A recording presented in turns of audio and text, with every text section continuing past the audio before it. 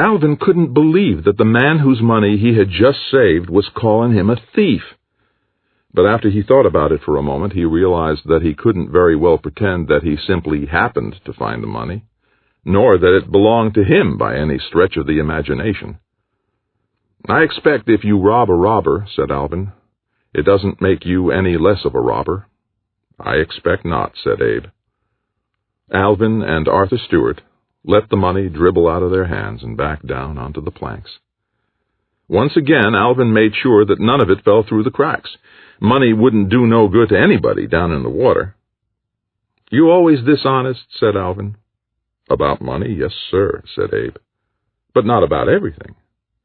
I have to admit that there's parts of some stories I tell that aren't, strictly speaking, the absolute God's own truth."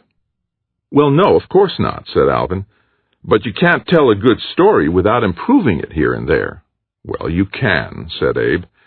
"But then what do you do when you need to tell the same story to the same people?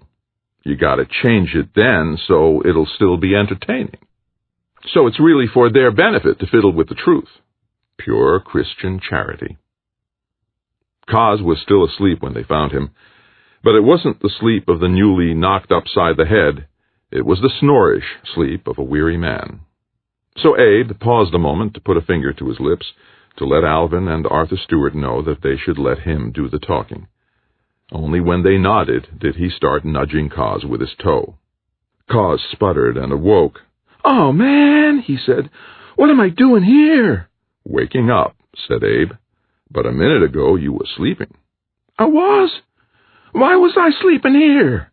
"I was going to ask you the same question," said Abe. "Did you have a good time with that lady you fell so